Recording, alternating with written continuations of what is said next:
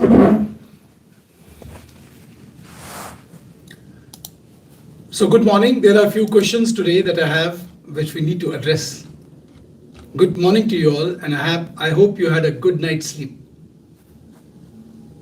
So I'll just open the file which I made for the questions that need to be answered, the questions that reached me yesterday on Sunday.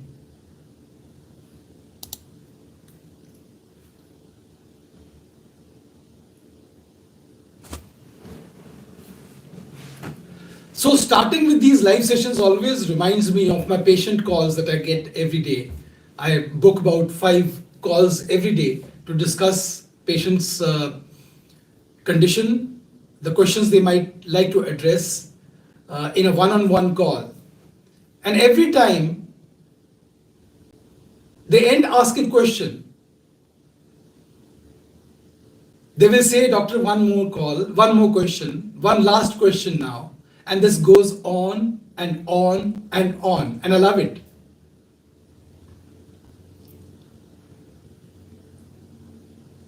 So during this session, this live session, let's keep this streak going. And I'm ready for all your questions on a one-to-one basis. So the first question is,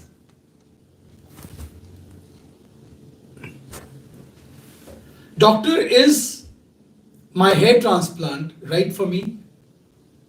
Am I taking the right decision? Is this the right way to go, getting hair through hair transplant?" Well, if your hair loss is stable, especially if you're young, and you have sufficient scalp donor, you're ready to go, provided there are other criteria as well, that your age should be right. If you have a strong family history, if there are evident signs of extensive baldness, then I would rather advise you to wait till the age of 25 or 27 or a little bit more longer and be on medication to stabilize your hair loss, so that we know that we are not engaging in an exercise in futility. That if we do a hair transplant, it should last a long time, not wither away in 6 months or 1 year, like is very common. Every case today is being taken up by clinics, throwing caution to the wind, and the results appear for after 6 months or 12 months, and then just wither away. So we don't want that. Next, your health should be such that it should allow for minor procedures. You should not have any major health condition. If you have a major health condition, say hypertension, or have had a heart procedure before, or have IHD, urine blood thinners, please ask your cardiologist, ask him how long before you can stop these blood thinners, because we need to stop these blood thinners about 5 to 7 days in advance, so that the process of hair transplant can go unhindered. There are a lot of open wounds and we don't want bleeding. Bleeding will delay the process, and it's just a quick process in which we harvest the grafts, and those grafts have to go into the recipient area in a limited period of time. So we do not want continued bleeding to cause obstacles in the process of quick transplant, a quick relocation from the donor area to the recipient area. If you have diabetes, the diabetes should be controlled. Your HbA1c level, which is a reflection of your 3 months level, should be less than 6. So if you meet those conditions, you're a good patient for a hair transplant. And then you should have realistic expectations from a hair transplant procedure.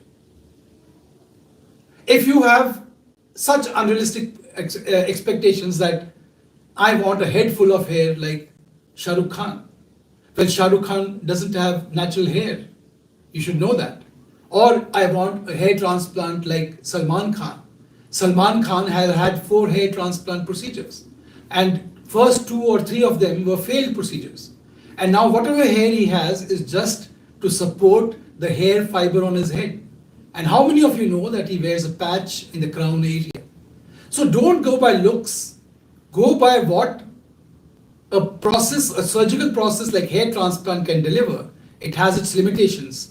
Discuss these limitations with your doctors, and only go for a hair transplant in the right state of mind, and with realistic goals, understanding the whole process of hair transplant, the science behind hair transplant, the nuances that lie hidden amongst behind what clinics portray a hair transplant to be or portray their skills to be. So it's a word of caution. Take your time, don't be in a hurry, do not fall for discounts, do not fall for pressure tactics that you should get your hair transplant done tomorrow and we'll give you a 50% discount. So this is to be avoided. Take your time, take 1 month, 2 months, 3 months, even a year to decide whether the hair transplant is right for you. And the day you have done your research, the day you have a positive mindset, I can assure you that you'll have a great outcome after a hair transplant.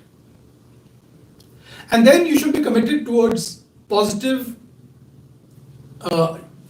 commitment towards aftercare of a hair transplant.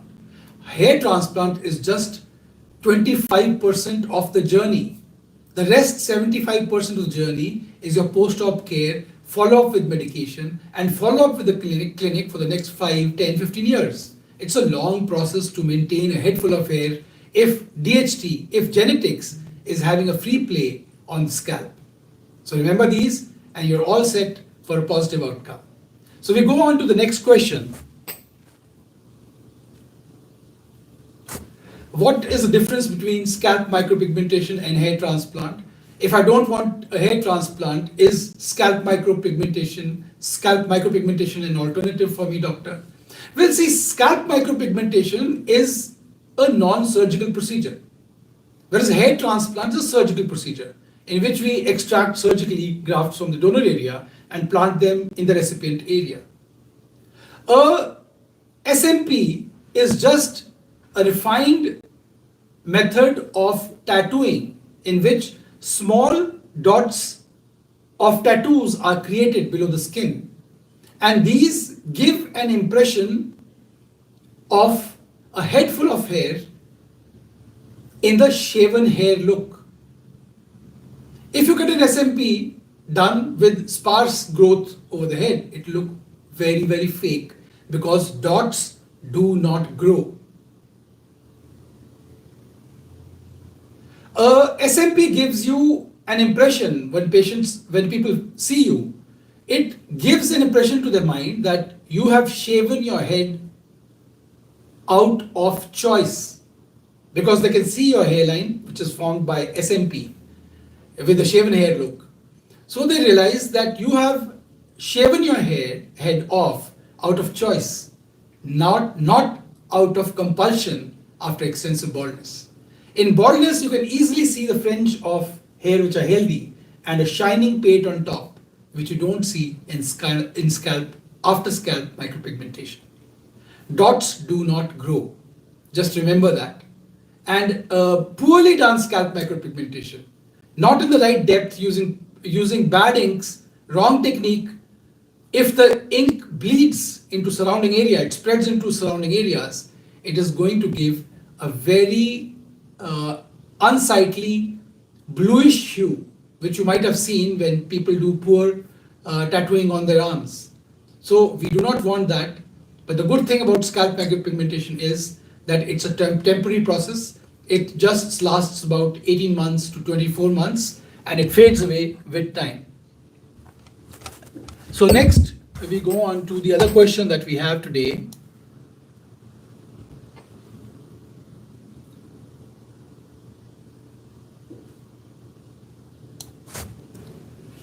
How does stress affect hair loss? Well, I'm going to do a video today and you can see that video which will be uploaded by evening on stress.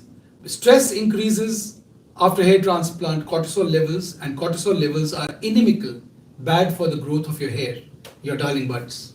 So I will discuss this in today's talk, so you can switch over to that after you have watched this. Probably in the evening I will upload it.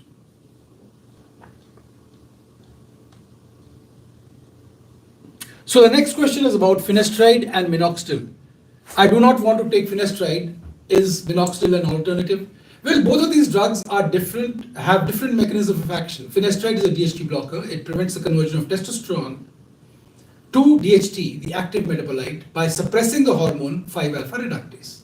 Everybody knows that. This DHT, the follicles which are determined by genetics, they are susceptible to this DHT. So when we seek to block this DHT by preventing its conversion from testosterone to DHT, by blocking the hormone 5-alpha reductase, this bad effect of DHT on your follicles is removed and your hair are preserved for a longer period of time. You can continue to have a head full of hair despite the fact that you have androgenic alopecia, despite the fact that DHT is affecting your hair because it's being prevented from doing so by finasteride. So to cut it short, if you want to decrease the progression of baldness in genetics, in androgenic alopecia, you have to take a DHT blocker, especially when you're young with strong family history of baldness. Minoxidil, on the other hand, is not a DHT blocker. It does not prevent the progression of baldness. As long as hair is on your head, it can make it thicker, keep it thicker till such time it falls off. Because falling off is not the function. Preventing falling off of hair is not the function of minoxidil. Minoxidil only locally increases the blood flow and enhances the growth of hair as long as they are on the scalp.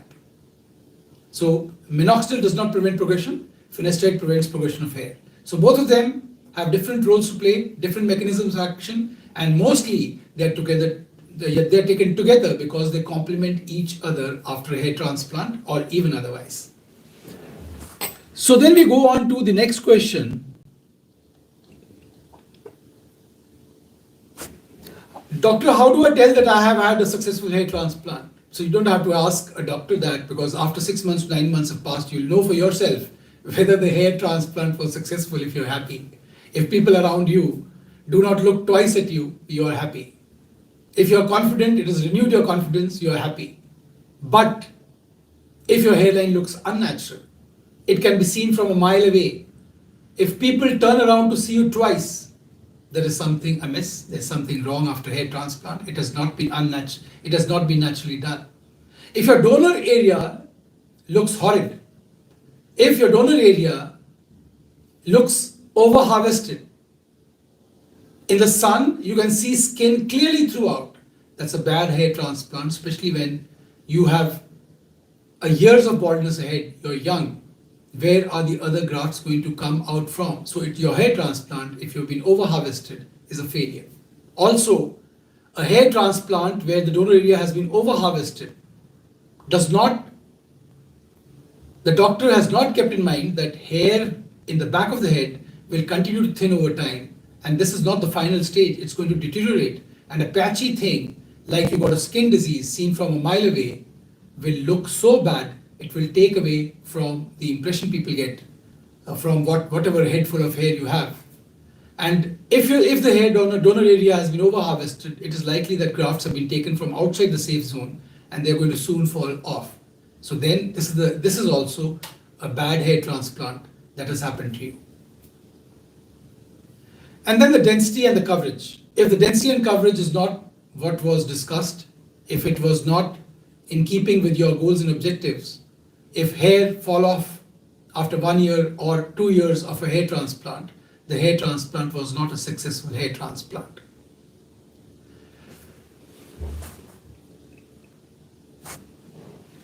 Ultimately, the true denominator by which you judge the success of a hair transplant is that a hair transplant should not appear to be a hair transplant. It should be looking normal. Your barber should not be able to tell at first glance that you got a hair transplant done. People around you exclaim that you look so positive, you look so brilliant and effervescent, that since last 6 months or 1 year, your outlook seems to have changed, you have a positive mindset. In this case, your hair transplant is a success. Not if people cast a second look at you and think that there's something wrong with you and try to assess what's wrong and see your hairline, and then they catch the fact that you got a hair transplant done.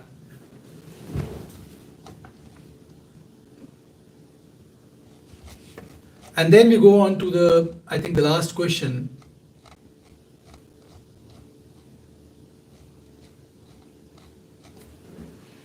So last question, what is the age for a hair transplant? As I've already covered before, the age of a hair transplant is when your baldness is stable. If you have strong family history, if you have visible thinning, which is looking as if extensive baldness, please wait for 25 to 28 years for a hair transplant, let it stabilize, go on to medical treatment. For certain situations like just a hairline correction, there is no family history of baldness, it is just a high forehead, broad forehead which runs in the families, you can do a hair transplant as early as 23 years of age. In patients who have traction alopecia, no visible sign of baldness, no family history of baldness, we can do a hair transplant as early as 18 years of age, which I do routinely. So that was the live session for the day. If you have any questions about hair transplant, about hair loss treatment for men and women, please drop a comment in the comment section below or message me on the numbers provided in the description below or on my email address and I'll get back to you. I promise to get back to you at the earliest. Have a nice day and God bless you.